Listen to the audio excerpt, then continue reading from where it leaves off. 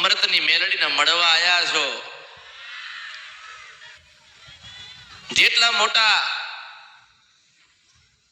દુઃખ આયા છે એનાથી વિશાળ મોટી એવું અમૃતની મેલડી આવી છું. તમને મેલડીઓ પર વિશ્વાસ છે ત્યારે આયા છો, ત્યારે બેસ્યા છો, સાંભળતા હશો. બસ તો ધીરજ રાખજો,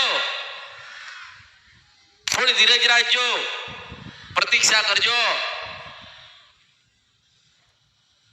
જે કઈ તમારી માતાઓને કહેવાનું થતું હશે ગઈને સંભળાવું, નહીં તો મારું નામ મેલડી નહીં.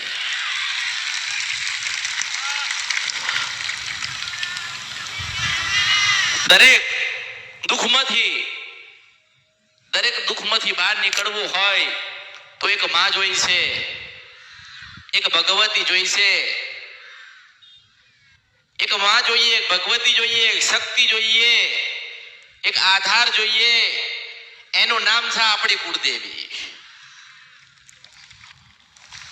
વર્ષોથી દીવા કરીએ છે, દીવા કરો છો, દીવા કરતા હશો, પણ માં બોલતી, માં જવાબ દેતી.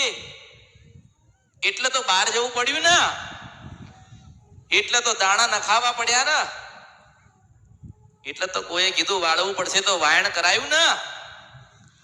પણ આપણી માના પેટમાં કંઈક પડ્યું છે ને એ બોલતી નથી. એ જ ગોતી લાવવાનું કામ આ અમૃતની મેલડીનું સાંકળ યુગમાં. બસ વિશ્વાસ રાખો તો એક જ જગ્યાએ રાખજો કે આવશે, બનાવશે,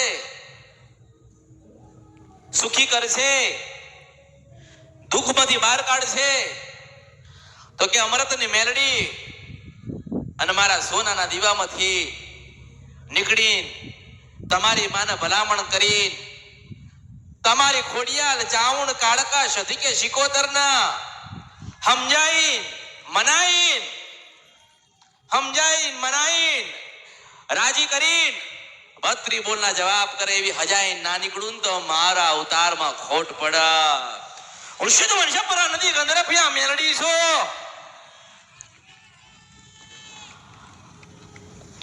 મેલડી દારૂ પીવા, મેલડી કે દારૂ પીવા, હું તો મારા ભક્તોને દુઃખ પીધી હતી. પણ જેવો મનનો ભાવ જેવી દિશાએ ચાલ્યા હોય એવી દિશાનું જ જ્ઞાન મળશે ને.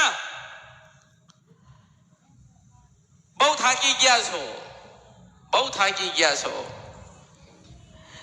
બહુ હેરાન થઈ ગયા છો, બહુ દુઃખી થઈ ગયા છો, પણ એક આધાર છે અમૃતની મેલડી. જેટલા દુઃખી થયા, જેટલા હેરાન થયા, પરેશાન થયા, આમથી આમ ફર્યા, સમાધાન થતું, માતા મળતી, માતા બોલતી, ગુનાના ભૂલ વધતી જાય છે. મેં કોઈ નથી કીધું કે વધાવો આવા તો વાત કરું છું, મારે તો તમારો વેણ પડે, અને વધાવો બનીને વાત ના કરું તો મારું નામ મેલડી નહીં. જેવો ભક્ત, જેવી ભક્તની ભક્તિ, જેવી એની શ્રદ્ધા, જેવો એનો વિશ્વાસ, એટલી બમણી થઈને હું અમૃતની મેલડી આવું છું.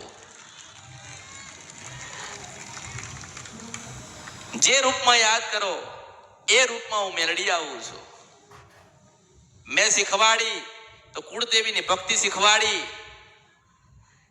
કાયમ કીધું છે, કાયમ કહું છું, કાયમ કહેતી રહીશ, કાયમ સાંભળજો કે તમારી કુળદેવી વગર તમારું દુઃખ કોઈ મટાડશે એવો વેમરા રાખશો ફલાણા જબરા છે, આપણને દુઃખમાંથી બહાર કાઢશે. એ જબરા છે ને એને ઓગાળીને પી જાય ને એવી ચોટીલાની ચાવણ બેઠી છે, મને ઓળખો તો ઓળખાય. આપણે ગુનાહ કર્યા છે, આપણા પૂર્વજોએ ગુનાહ કર્યા છે, તો આપણને દુઃખ આવે ને તો માફી તો આપણે માંગવાની ને, નાના તો આપણે બનવાનું ને. અને માં ભલે આજે તમે બધા દુઃખી છો અને દુઃખ હશે, પણ મેં એક માર્ગ બતાડ્યો કે કુળદેવીને રાજી કરજો, મંગળવારનો ઉપવાસ કરજો, સાંજે આરતી કરજો, સુખડીને શ્રીફળ ધરાવજો.